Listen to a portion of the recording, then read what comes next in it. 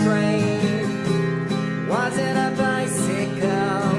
What is wrong with my brain? Is it the end of me? No, I must still believe. So I'm still alive, you see. Heck yeah, now I'm on my way. But let's stay focused, there's still a job in hand that we must do. Cameras start to click, we know what creating something new. So go Marty and Sarah and Mark and Matt, Owen, Smitty, McGrilly and Jamie and Lane in the Archer County Band. The Archer County Band. The Archer County Band. The Archer County Band.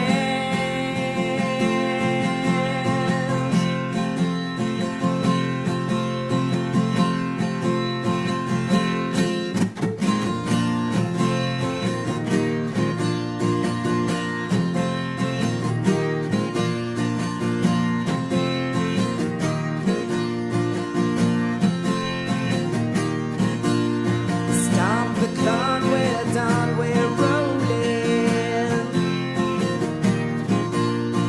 Sound the horn and sing that we are going. 27 hours, that is the time. So let's hop on the bus and let it shine, shine, shine, shine, shine, shine, shine, shine.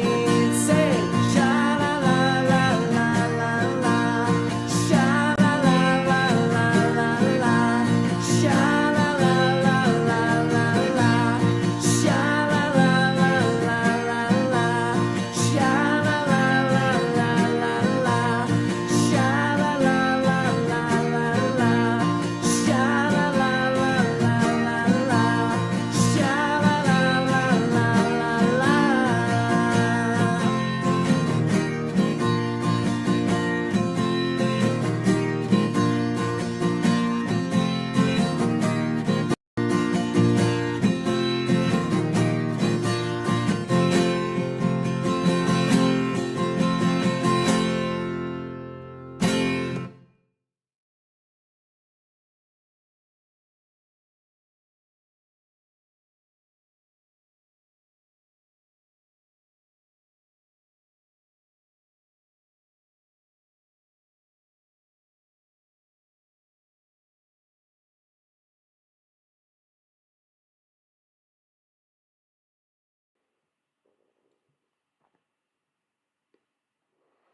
Good afternoon, folks. You are very welcome to Bandido Talks.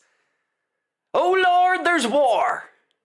There's war in the Middle East, and everyone's losing their shit, as tends to happen during war.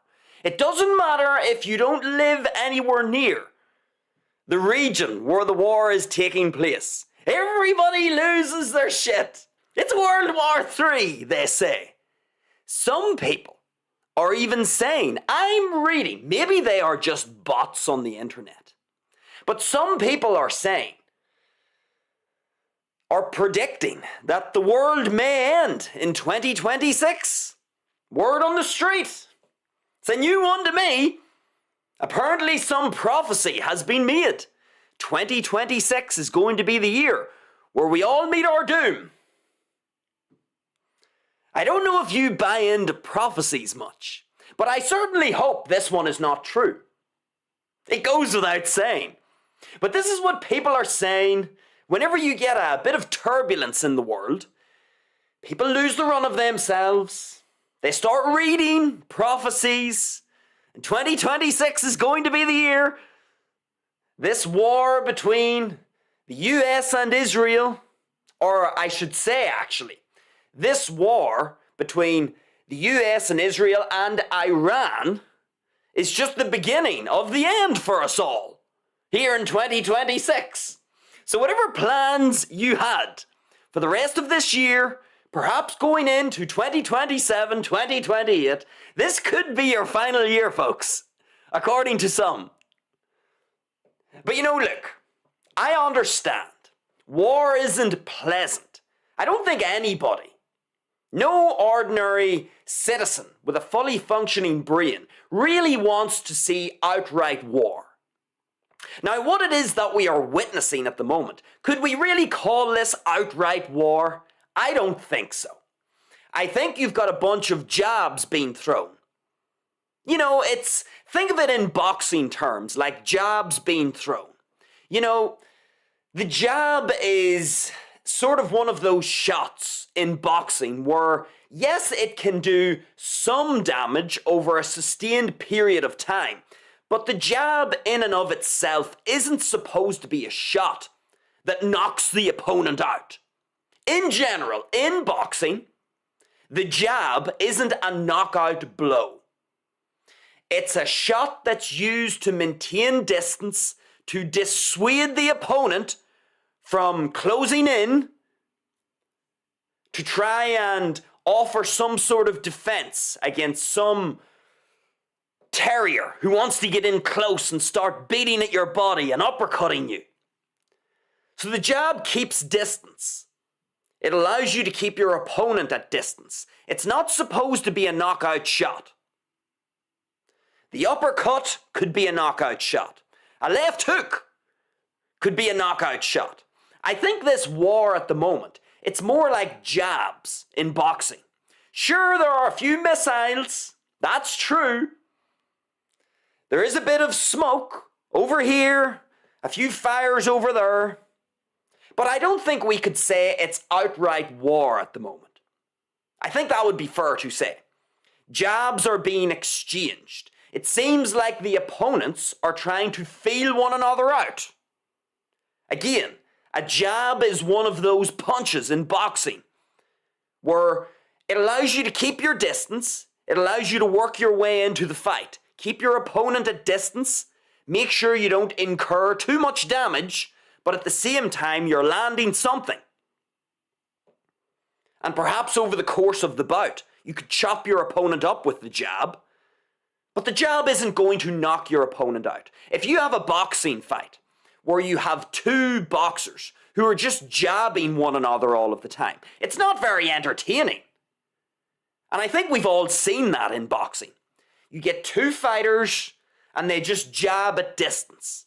It's not that interesting to watch. We wouldn't call that outright war in the boxing ring. Outright war is when you're in close, you've got the body shots, you've got the uppercuts, people are taking big, heavy blows with hooks. That's war in the boxing ring. True war. I don't think that's what we're seeing here at the moment. When it comes to the US and Israel on one side and Iran on the other side. So we're not in all-out war. So all of these people, World War III, the world's going to end. Hold your horses, please. Don't get carried away with yourself. We're not quite there yet. And from where I'm sitting, it just looks like jabs at the moment. However, isn't it funny, folks, when we have war?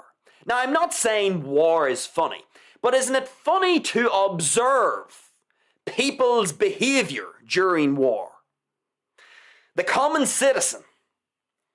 And this is going to be the basis of our show today. We're not going to do some political analysis of this war.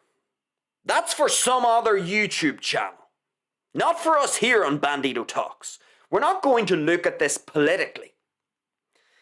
We're going to look at this through the lens of human behavior. And we're going to see if we can learn something because, folks, when there is turbulence in the world, we get to learn something interesting about how people behave. When people are a little under the cosh, when there's information being thrown the direction of other people, controversial information, information that can provoke anxiety, like saying there's a war. You get to watch and listen to how people behave in such circumstances. And the Bandido has noticed some interesting things about some of our fellow citizens in this time of war. So in a sense, it's very interesting and amusing when there's a war, because you get to watch people. And you get to watch just to what degree someone is truly a dipstick. That's what you get to see. You get to separate the dipsticks from those who we are not going to call dipsticks. And we get to identify them and keep our distance from the dipsticks. We don't want to be anywhere near them. Dipsticks are liabilities. Stay away from them. And during a period of war, of course, it's much easier to identify a dipstick. Because as I've said, when there's turbulence in the world and people are being fed information, remember the event in 2020? You remember that event in 2020, folks? Have you forgot about that? The event in 2020.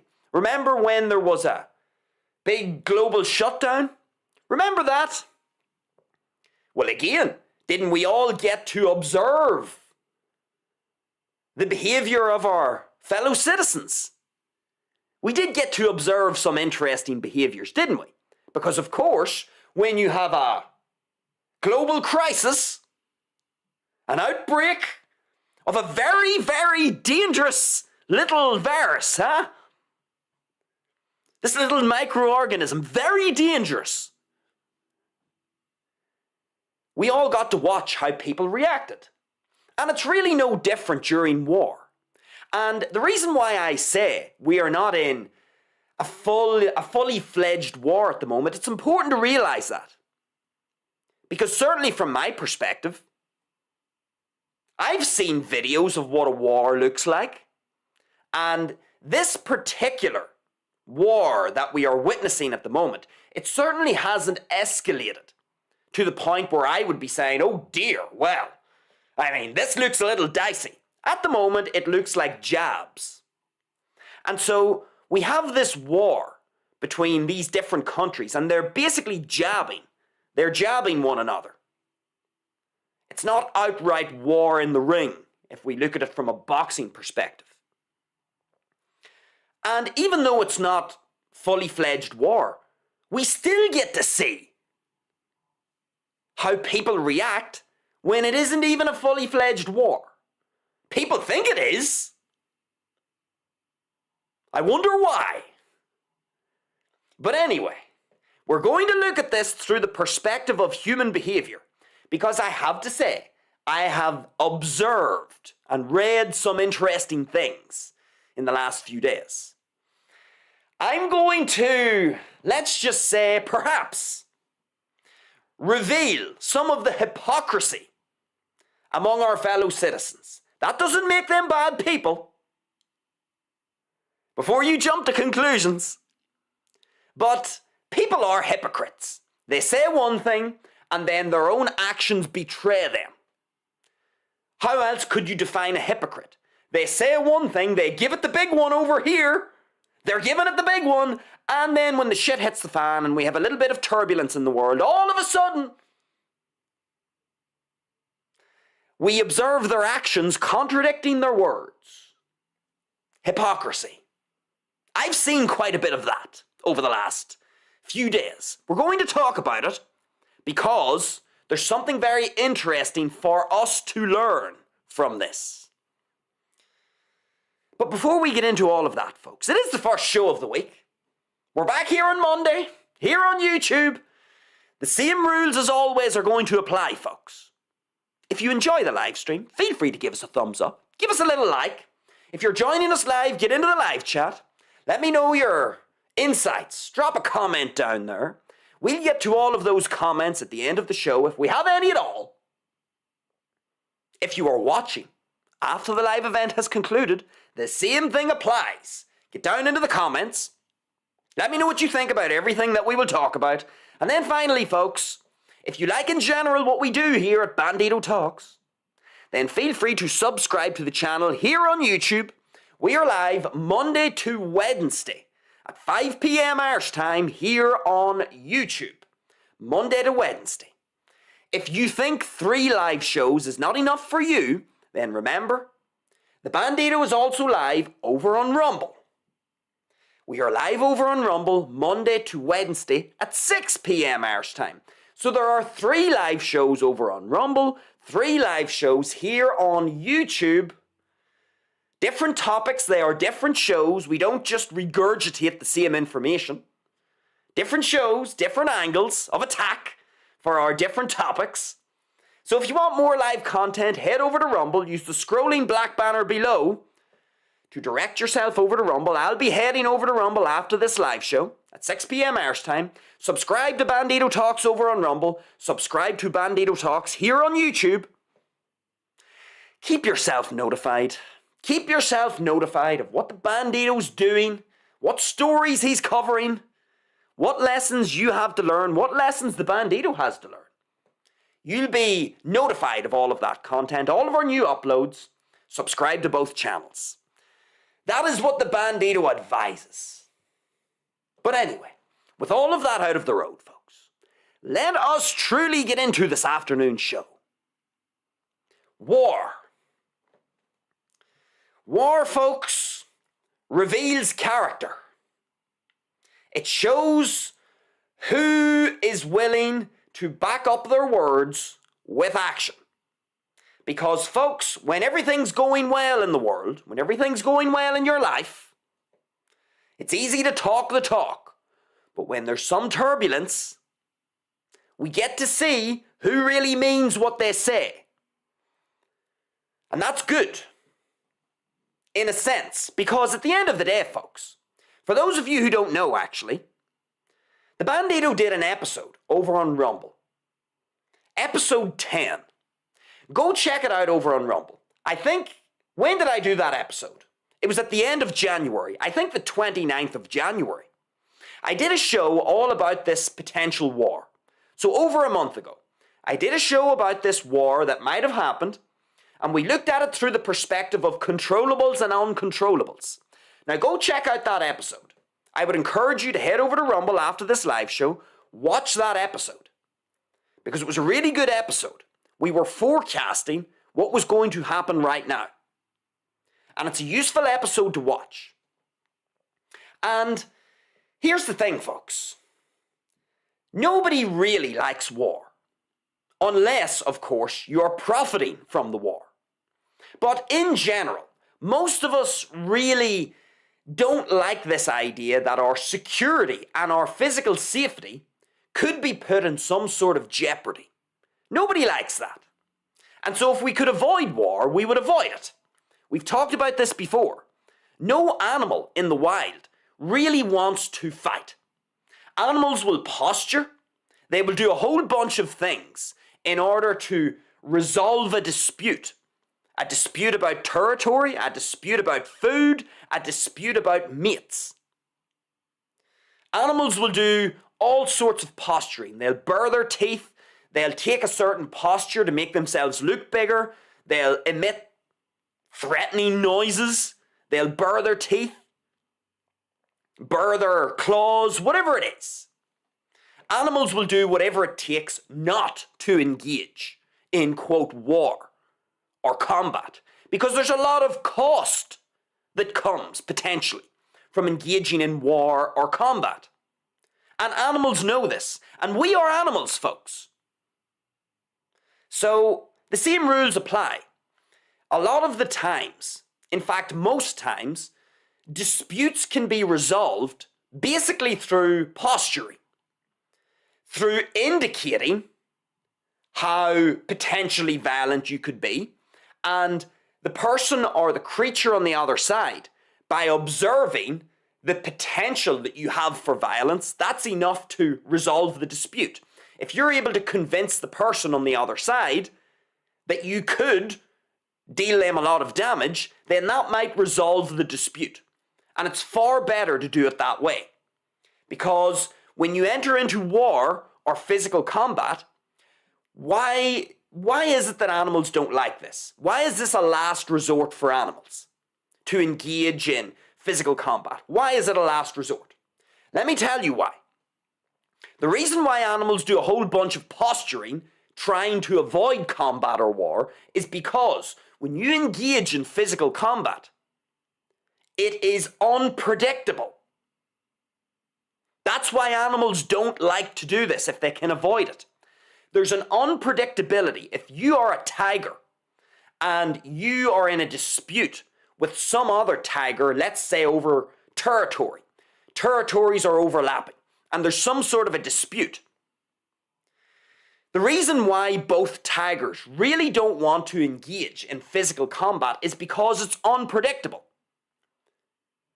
One tiger could sustain a very serious injury. It may not kill the tiger, but it may prevent that tiger from hunting.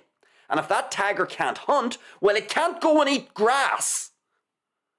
The tiger doesn't have that in the back pocket, or in the back paw, I should say. Tigers have to hunt. And if tigers engage in physical combat, and both tigers leave this combat with injuries, now they can't hunt as effectively as they should be able to hunt.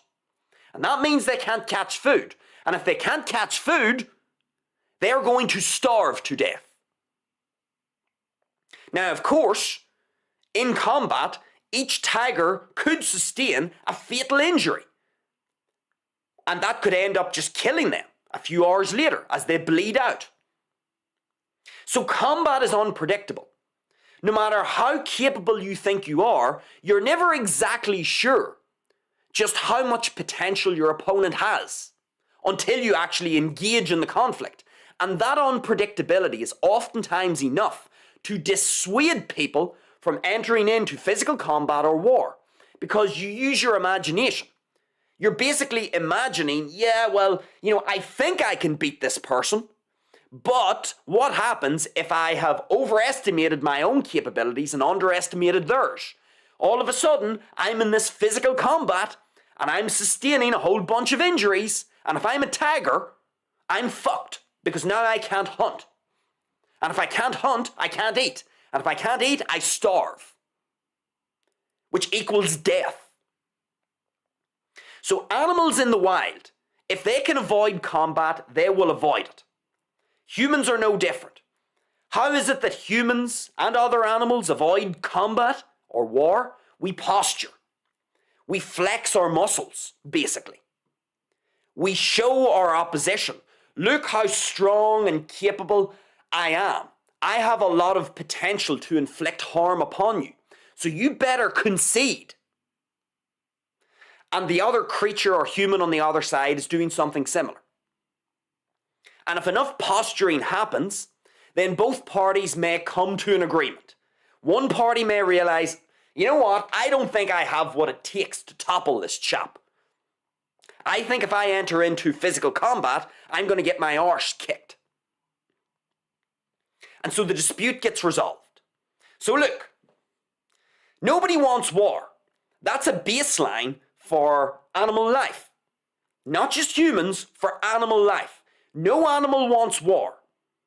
Every animal, if it can, will avoid war through posturing.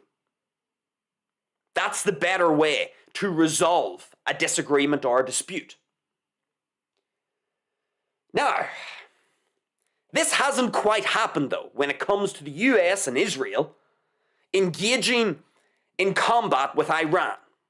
Now, as I've already said, this to me doesn't look like a fully fledged war. Not yet. It's like jabs being exchanged between boxers. There's been no fatal blow, to my knowledge, no absolute concrete evidence of destruction and devastation. The strikes look very calculated. They look like they're specific. They're trying to hit certain people to send a certain message. It's kind of a form of posturing to a degree, to try and get a concession out of someone.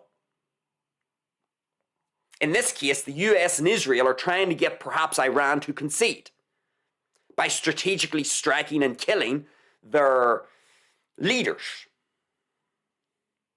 So even though we don't have fully fledged war, we do have some exchange that's taking place. Missiles are being launched. So there is some action. That's true. Now, we've established that no one wants to see war, really. There's a select few individuals who will profit from war, and they are maniacs. They are psychopaths. So they want war. Okay, they sit as outliers.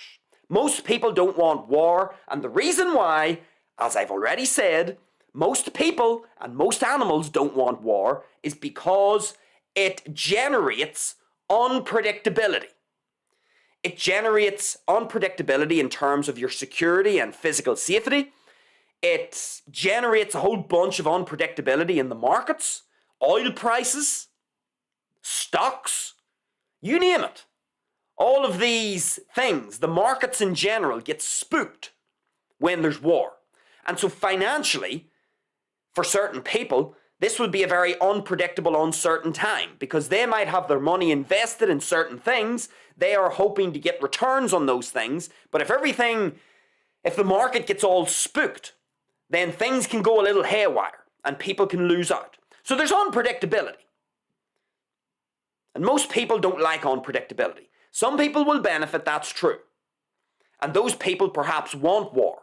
They have inside information, they have the heads up, and they are able to get their ducks in a row and benefit and profit from the war. Okay. But those people who are benefiting and profiting, they are out there as outliers. Let's now talk about the regular citizens. Now, why am I saying that I did an episode on Rumble talking about this war a month ago that might have happened? I'm saying this because it has been common knowledge, folks, that tensions have been rising in the Middle East. It's been common knowledge. This isn't a bolt out of the blue. We've all known that the US has been assembling a fleet in the Middle East, pointing their cannons at Iran. We know that the tensions have been escalating. We know there have been talks. We know that the US bombed Iran last year, so did Israel. We knew that there was a back and forth last year. And so here we are again. A big fleet is being assembled in the Middle East. A big US fleet that's pointing all their guns and artillery at Iran. So this is nothing new, folks. These tensions have been escalating. Now, why am I saying that? I'm saying that because this isn't new. This shouldn't be surprising. It's not as if, oh Lord Jesus, war just broke out. I didn't see that coming. You know, you were sleeping. It's not as if you were sleeping last night and the US, in stealth mode, got all of their fighter jets and their big warships and all of that. It's not as if they did it all overnight and then you woke up this morning and holy smokes, there's a war. That didn't happen. This has been bubbling and simmering, and now it's sort of boiling over a bit. It's not boiling over horrendously, but it is boiling a bit. We've got a soft boil at the moment. And this is important to realize because what has happened, folks? What has happened? In that episode 10 over on Rumble, what I talked about was when you are traveling to a location, you need to do your homework because at all times you need to be fully aware of your physical safety in this life. If there's anything that's going to put your physical safety in jeopardy, you need to be paying attention and very close attention to that. And so, on that episode that the Bandido did over on Rumble, episode 10, we talked about this. We talked about how if a war was going to break out between the US and Iran, you needed to run what the Bandido calls a downward arrow worst case scenario analysis. That's what you need to run. You need to run a downward arrow worst case scenario analysis. Now, what is a downward arrow worst case scenario analysis? It is basically where you assess your set of circumstances currently and you run a worst case scenario. In other words, you try to use your imagination and think, based on where I'm currently living and what I'm currently doing and what's currently happening around me politically, what is the worst thing that could happen to me right now? So you do this downward arrow. You figure out, okay, well, is that the worst thing that can happen? And then you analyze that and you say, well, actually, no, there's something worse that could happen than that. And then you look again and you say, could I go any deeper? Actually, there's something worse that could happen. And you move your way down until you reach the worst case scenario. Now, one of the worst case scenarios that we can have in life, folks, is war. War is one of the worst case scenarios that you can have in life. Why? Because when there's war, your physical safety, if you are close to the war, is now in jeopardy. And if your physical safety is in jeopardy, that means your life is at risk. And so, when we are thinking, in this case, of a location on Earth where tensions are very clearly rising, we need to do a worst case scenario, a downward arrow, worst case scenario analysis if we are thinking of traveling to that specific location where the tensions are escalating. We need to do a worst case scenario analysis. Now, what has the Bandido noticed? Well, of course, as these tensions have been escalating in the Middle East, there are a whole bunch of people from the UK that decided, well, you know what? I'm going to go on my holidays to the Middle East. I'm going to go to Dubai. I'm going to go to Bahrain. I'm going to go to Turkey, Kuwait. Some of these locations, Saudi Arabia, I'm going to go to one of these locations out in the Middle East for my holidays or for some sort of a business trip, or to see family. There are a whole bunch of people who consciously decided that during this period, when tensions are clearly rising in the Middle East, there are a whole bunch of people who decided, I'm going to travel to the Middle East. Now, here's the funny thing, folks. Many of these people will talk a big game. And they will say things like, oh, the government here in the UK, they're a bunch of cunts. They're a bunch of cunts here in the UK, you know. They just take our money through taxes. They open the borders and there's uncontrolled migration and we're losing our culture. And oh, but Jesus, you know, the British government's screwing over its people. This is what British citizens will say. Okay? A whole bunch of these British citizens who have travelled out to the Middle East, as tensions were rising before the war started, a whole bunch of British people would have seen tensions are rising, and these same people are individuals who will say things like what I've just said. They will criticise the UK government and call them wankers. Now, this is why war, in many ways, or in this specific context, this is why I'm going to say war is great. Because it reveals the hypocrisy and the absolute stupidity of people. So these British folk, who were very aware that the Middle East is a little bit turbulent at the moment. There's a fairly high degree of unpredictability at the moment in the Middle East.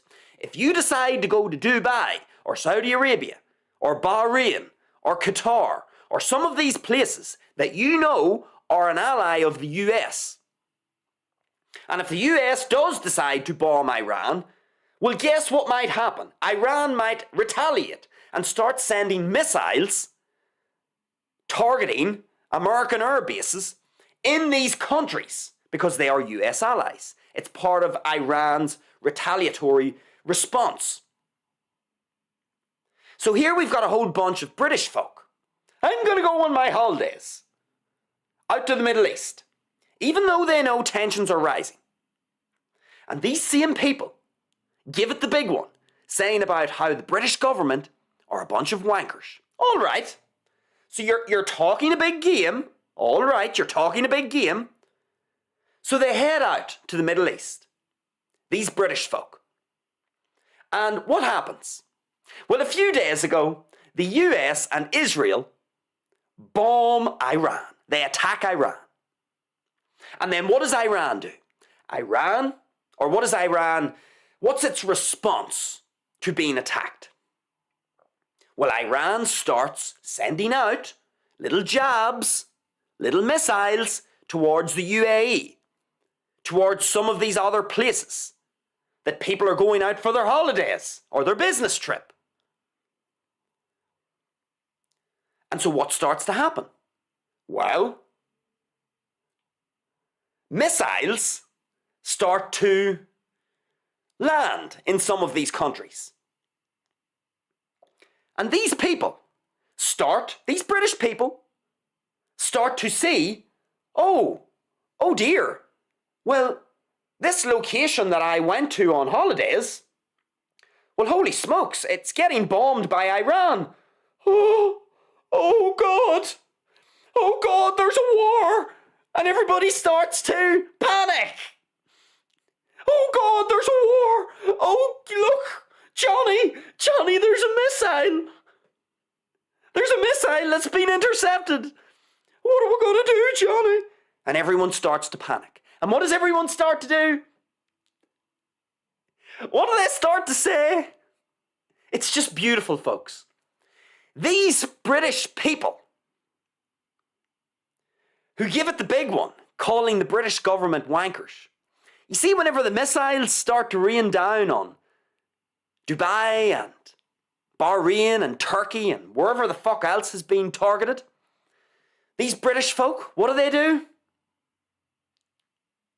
Oh, government, help me!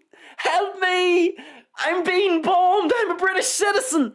Help me, government! Please! Get me out of here! The airspace has been temporarily suspended. There are no flights. Help me, British government!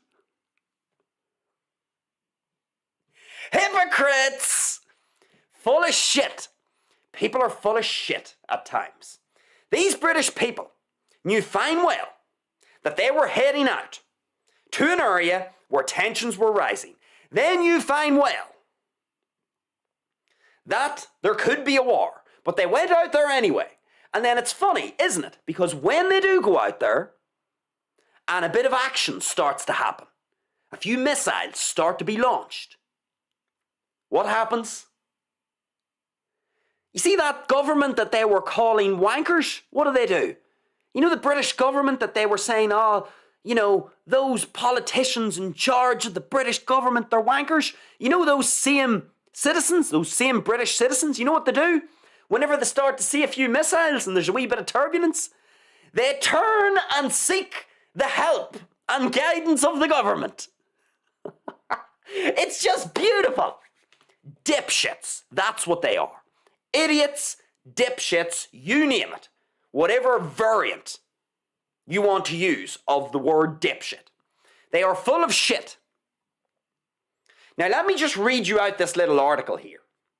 Because there's a little article on this, and it's funny. I thought it was hilarious when I was reading it.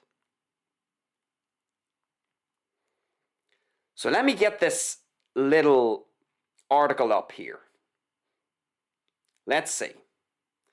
Or I wonder, is this a live article? Maybe this is updating in real time. Let's have a look and see. Where is it? Now, here it is. All right. So, it says, UK mounts operation to support thousands of Britons in the Middle East. Now, let me just read this out.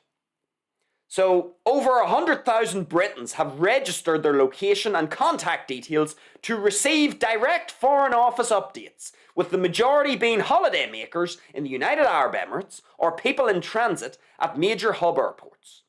Government officials are understood to be formulating potential plans to evacuate UK nationals should airspace in the region remain closed.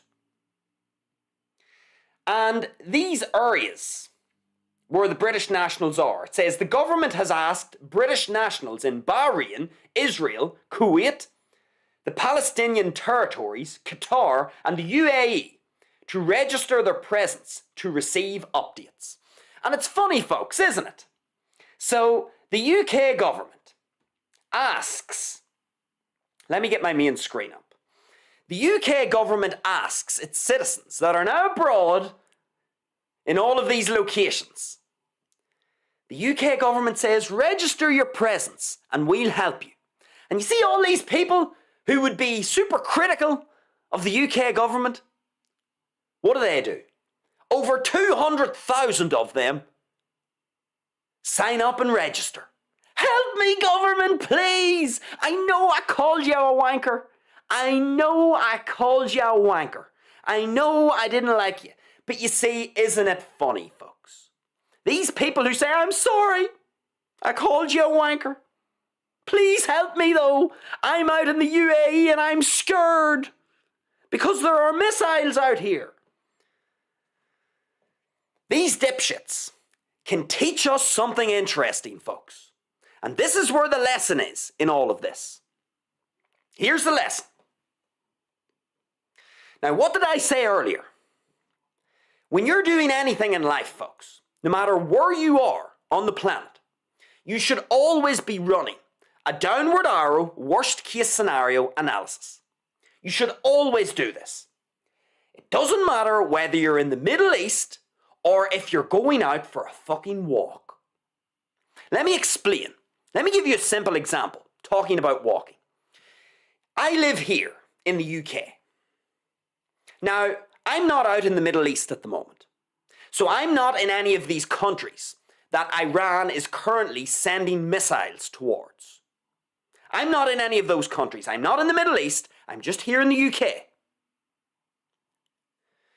Even though I'm not out in the Middle East at the moment, and even though I'm not stuck in the middle of this debacle, because these British folk that decided to go out for their holiday to the Middle East during a period when tensions were clearly rising in the Middle East, these British folk, they are now out in a foreign land under a foreign government in uncertain circumstances.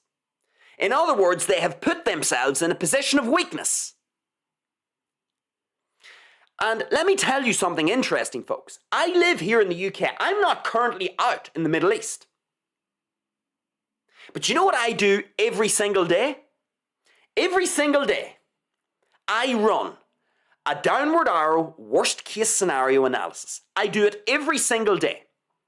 You see, whenever I go out for a walk, I run a downward arrow worst case scenario analysis. What's the worst thing that could possibly happen to me? What is one of the worst things that could happen to me if I go out for a walk? Well, one of the worst things that could happen would be, let's say, for example, some idiot comes at me with a knife. That's a pretty bad set of circumstances. That would go into the category of a worst case scenario. I'm out for a walk and some idiot comes to attack me and rob me. I should be prepared. I should be prepared for this worst case scenario. And this is why you should always do a downward arrow worst case scenario analysis. Because you see, if you don't do that, you know what happens? You're unprepared. And you can be caught by surprise. And you know what happens when you're caught by surprise, folks? You make shitty decisions. The probability that you make a shitty decision increases significantly. And what happens when you make shitty decisions? You make mistakes. And if you're in a situation whereby someone's running at you with a knife, you don't have a lot of margin for error. And so you don't have a lot of margin for mistakes. A mistake could be very costly. So if you haven't prepared for a worst case scenario, then you can get caught by surprise. And whenever you get caught by surprise, folks, That's a problematic set of circumstances. That is problematic because it means you are going to be running on instinct. You're going to be running on instinct, and you're not going to be able to call upon some preparation that you've put in, either in your own imagination or physically, some preparation that you've put in for some potential worst case scenario. So when I go out for a walk, I am very consciously aware that if someone runs at me and tries to kill me or assault me, I have already thought through this worst case scenario. What would I do? And I personally have a whole bunch of options. I've thought through this. So it means if this actual scenario manifests in reality, it means I'm not going to be caught by surprise, which means my decision making is going to be better than yours if you're in a similar set of circumstances and you haven't run a worst case scenario analysis. If someone attacks me because I've done my worst case scenario analysis, I have an idea of what it is I'm going to do. I'm not going to be caught by surprise. I won't be caught off guard. And so my decision making is going to be many orders of magnitude better than someone else's or some other person who hasn't thought this through. So me, here in the UK, I'm not in the Middle East at the moment, but every day I will run a worst case scenario analysis. Why? Because I don't want to be caught unprepared. When I'm unprepared, I'm more vulnerable. I'm in a greater position of weakness. And when I'm caught unprepared and I'm in this position of weakness, I'm more likely to make the wrong decision. And that could cost me my life. Or it could result in some significant cost, like injury, a bad injury. And so, not only can we learn from the sheer hypocrisy of our British folk, they give it the big one, the British government are wankers, and then when they're out in the UAE, or they're out in Kuwait, and all of a sudden, or they're out in Qatar, and all of a sudden they see missiles. Oh, now they really want the government. Help me, government. Not only can we learn from their hypocrisy, but there's something else important in all of this. These people who are now stranded out in the Middle East, these dipshits, you know what they didn't do? They didn't run a downward arrow worst case scenario analysis. Now they are panicking. Why are they panicking? Because they are caught off guard. They have been caught by surprise. When these people decided to travel out to the Middle East, they clearly didn't watch episode 10 of Bandido Talks over on Rumble. They obviously didn't watch that episode. I would encourage you to watch it. But they clearly didn't. Because folks, let me tell you something. I'm not saying that you shouldn't travel to the Middle East right now. You can do whatever the fuck you want to do. But you see, if you are going to travel, it's a good form of practice. It's a good rule of thumb that when you're traveling somewhere on a plane, a train or a bus, or you're just going out for a walk, it doesn't matter. If you're traveling to some location where you know there's the potential for a war, you should be running a downward arrow worst case scenario analysis. Those idiots that went out to the Middle East, I can almost guarantee you, a whole bunch of them, a hefty percentage of them, probably said something along the lines of the following. Well, Johnny, I think, I know there's a bit of it looks like there's a few tensions rising in the Middle East, so, but we've got our holiday booked, and surely nothing will happen whenever we're out there, won't it not, Johnny? And then Johnny turns around. Well, no, Joni, I think it'll be fine. I think if we go out there, it'll be just fine. We'll go out for a week and then we'll come back and we'll escape it all. We've got the flights booked now anyway, so we may as well just go. Probably some bollocks discussion like that. these idiots did not want to go to the effort of doing a worst case scenario analysis. Because, folks, if for some reason I had to go out to the Middle East, let's say, a week ago. Let's say a week ago, for some reason the Bandido had to go out to the Middle East. There was some incredible opportunity for me. Who knows? Let's say it was an opportunity that was too good to refuse. Well, here's what I would have done. I would have done a downward arrow worst case scenario analysis. I would have looked at the political state of affairs in the Middle East. And you know the conclusion that I would have come to? Here would have been my conclusion. I'm only going to go out to the Middle East if I can find a certain property or location in one of those countries where I have a fucking bunker that I can get down into. A bunker that is full of supplies for like 3 fucking months.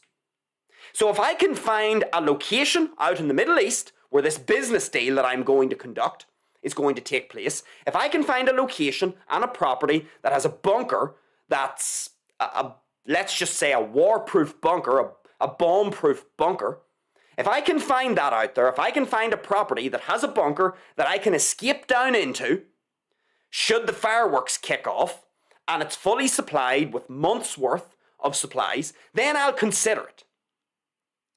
And I'll map out meticulously. I'll understand the rules and regulations of the country that I'm going to. I'll make sure that I understand the political setup in that country. I'll make sure and read up on all of the literature with respect to what happens during a war, what happens to the airspace, how long I can expect to be stranded. I would be looking at who the conflict is going to take place between. It's between the US and Iran. What's the likelihood that this is going to escalate into a fully fledged war? I'd be looking at all of this. And then what I would do is I would run a worst case scenario analysis. And I would basically look and say, okay, well, let's say a full out war breaks out. Let's say it's a complete mess. There's just missiles flying everywhere and it's just complete destruction. So let's say that's the worst case scenario. If I go out on this business trip to one of these countries, it's an outright war and it's extremely dangerous. What I would be then asking myself is my bomb-proof bunker shelter going to be enough? Is it worth the risk? And you see, if my answer is no, I can't find a legitimate reason to go out there. Because if there's a fully fledged war and it's missiles going everywhere, I've now just put my life at risk for a fucking business deal. So whenever I run the worst case scenario and I would look at everything that's potentially going to happen in the region, my conclusion would have been, I'm going to sit this one out. I'm going to try and find some other way to engage in this business deal that doesn't require me to go to the Middle East. I would either put it on halt or I would find a different location on the planet where I can go and do business. Because when I would run the worst case scenario analysis, I ain't a billionaire.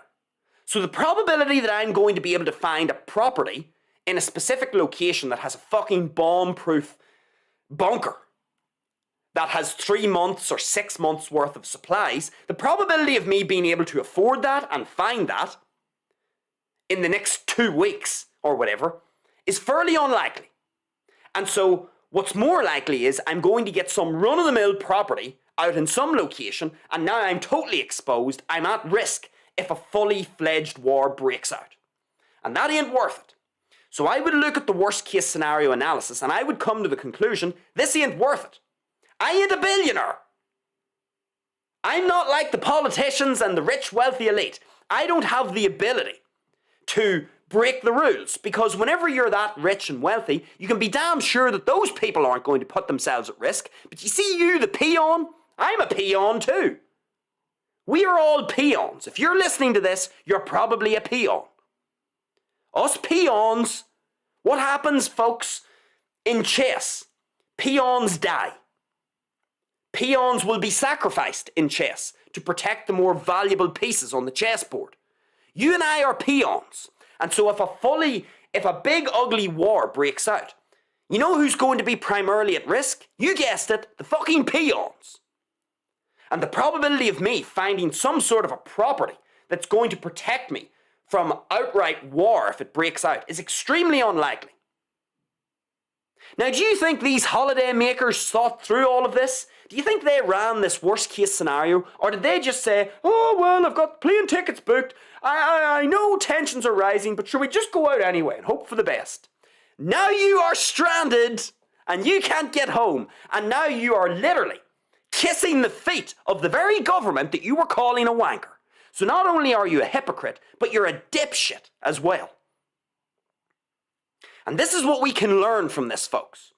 If I were in a position where I, 2 weeks ago, had to go out to the Middle East for some reason, I would have ran this downward arrow, worst case scenario analysis. And the conclusion that I would have come to was, I'm not a billionaire, I'm not rich and wealthy, I probably can't get a location in the Middle East that's going to be safe and secure, I probably am not going to be able to afford a property that has a bomb-proof fucking underground bunker with 6 months worth of supplies. I'm not going to find that property. I'm going to be just like a regular peon caught in the middle of potentially a deadly conflict. And you see, whenever I would have ran that worst case scenario analysis, the conclusion I would have come to was, it ain't worth it. Whatever this business deal is, if it's really that important, and if it's really meant to be for me, then we can have it somewhere else. How about we fly out to Lanzarote? Huh? Lanzarote's nice and warm. Let's go out there, away from all of this. Let's just stay away from the Middle East for the time being. Let that just kind of blow over. Because even though it's not outright war at the moment, it might escalate. And these idiots, these Brits that are now stuck out here in a foreign land under a foreign government in really turbulent, uncertain circumstances with missiles flying above their head and colliding into buildings. Fair enough, it's just jabs at the moment. But what happens if it escalates? These idiots aren't prepared. And that is what we can learn from this, folks. That's the big lesson. It doesn't matter if you're going out for a walk. It doesn't matter whether it's going out for a walk or flying to the Middle East in the middle of a war. You should always run a downward arrow worst case scenario analysis. Why? The reason why you should do this, the reason why you should always find the worst case scenario given your current set of circumstances and situation, the reason why you should always analyze the worst case scenario in your life is because once you analyze it and you think through it, it means if the worst case scenario actually comes into play, it means you aren't caught by surprise, and it means you are prepared. And when you are prepared and not caught by surprise, your decision making is significantly better. It's significantly better. And it means you're less prone to making mistakes. And whenever we're talking about war or some idiot attacking us on the street, there's not a lot of margin for error. You don't have a lot of margin for error at times. One silly mistake could cost you your life. And so it doesn't matter what we are doing, folks.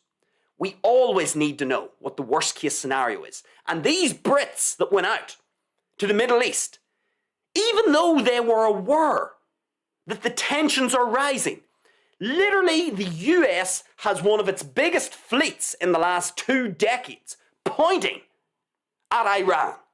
The probability that there's going to be some sort of skirmish here is actually quite high. Did these people account for what might happen if a war breaks out? Did these people do a worst case scenario analysis? No, they didn't. And now they are kissing the feet of the UK government to bail them out. They're like groveling, sniffling dogs because they're idiots. And we don't want to put ourselves in that kind of a position of weakness, folks. That's a terrible position to be in. A terrible position of weakness. You never want to get yourself into a position of weakness like that, because you're more likely to get fucked. You don't want to do that. Always run your downward arrow worst case scenario analysis. That means you're prepared for the very worst that life can throw at you. And when you're prepared and you've done your homework, your decision making is going to be better. And you should get into the habit of doing this. If you're going out for a walk, you should be like the Bandido. The Bandido has his contingency plan in place if someone attacks him. I know what I'm going to do. I have a number of options on the table if someone attacks me, because that would be a worst case scenario, because now my physical safety is at risk. If you're out in the Middle East, or you're thinking of going out to the Middle East, you should do your homework. You should do the worst case scenario. And you should be able to honestly answer and say, okay, if true war, if outright war does break out, is my physical safety going to be guaranteed? And if you can't guarantee your physical safety, then you should be nowhere near the Middle East. If you are a peon on a peon wage, with peon earnings, and a peon's financial status, if you are a peon, you probably can't guarantee your safety. Only the very rich, wealthy elite will be able to move closer to those circumstances. So you need to ask yourself, is it worth it, me going out to a region of the planet that's about to be plunged into war? Is it worth it? Can I guarantee my safety? Because folks, if you can't guarantee your safety, you could incur the biggest cost of all, which is you die. And remember, you're a peon. And what happens on a chessboard? Peons get sacrificed. The king and the queen, they won't give a shit if you get sacrificed. If you get caught up in some missile explosion, they ain't gonna care, because they are safe. They have the resources, they have the means to protect themselves whenever war comes to town. Do you have the same resources and ability? You probably don't. So you need to ask yourself, why the fuck am I out in the Middle East? Why am I out in the Middle East if I can't guarantee my safety? Why should I not just let this blow over, let it blow over, put the brakes on? I know you've got the holiday booked, Joni. I understand, Joni, you've got the holiday booked. But you might be plunged into a, fully fledged war here. Is it worth it? And Joni, have you done the worst case scenario? Are you prepared if war breaks out? Oh, there's missiles up above. Oh, Johnny, what are we gonna do? Contact the British government. You fucking hypocrite and you dipshit. You deserve all the anxiety that's going to come your direction because you weren't prepared. And you walked into this like a fucking zombie. So learn your lesson. If you're listening to this and you're out in the Middle East at the moment and you've got yourself into this pickle whereby you're in a foreign land under a foreign government during unpredictable circumstances, please learn your lesson. When you lose, don't lose the lesson. Isn't that what John Wooden used to say? And then for those of you who haven't engaged in such dipshit-like behaviour, we can learn the lesson. Always run a downward arrow worst case scenario analysis, because once you do that, you're then going to be able to honestly answer and say, can I deal with the worst case scenario? Can I actually deal with it? So if I'm going to go out to the Middle East and full war breaks out, can I actually deal with this? Can I guarantee my physical safety and that of my family? And if the answer is no, then you shouldn't be out there because you're in a position of weakness. Anyway, we've ran over a little bit. Let's have a look at the live chat. Have we got anyone in the live chat? Let's have a look and see. We've got one live chat. It's Quiz 22. Let's see what Quiz 22 is saying. He says the following. Missed the Bandido for a while, and he's hit the half-century of subscribers. Look out, Mr. Beast. Well, Lord Jesus, Quiz is right indeed. We have hit a mighty 50 subscribers. We're getting there, folks. I might actually do a little episode on this because there's something interesting about hitting 50 subscribers and doing YouTube for 5 months. There's an interesting thing that happened recently in the last week. Maybe I'll talk about it on a separate episode this week. We'll do a little Let's Reflect episode this week. And we'll talk all about the Bandido hitting 50 subscribers. Because it's not really about the 50 subscribers. There's something else that's happened. And there's a really good lesson in it for all of you folk out there. So yes, Quizzed. The Bandido's hit half a century. Mr. Beast. Well, look. We let Mr. Beast have his moment. The Bandido will be chopping on his heels sooner or later. 50 subscribers. Do you think that's going to create or generate anxiety within the being of Mr. Beast? Who knows? But anyway, those are all of our live chats. Let's get me back onto my main screen. And that draws our episode to a close, folks. Always run your downward arrow worst case scenario analysis. Very important. We can learn from the hypocritical Brits that are now stuck out in the Middle East because they are dipshits. Oh well. Once a dipshit, always a dipshit. Sure, the Bandido's a dipshit too. You did read the disclaimer, didn't you? We're all dipshits in our own way. There's many ways to arrive at dipshit status, isn't there?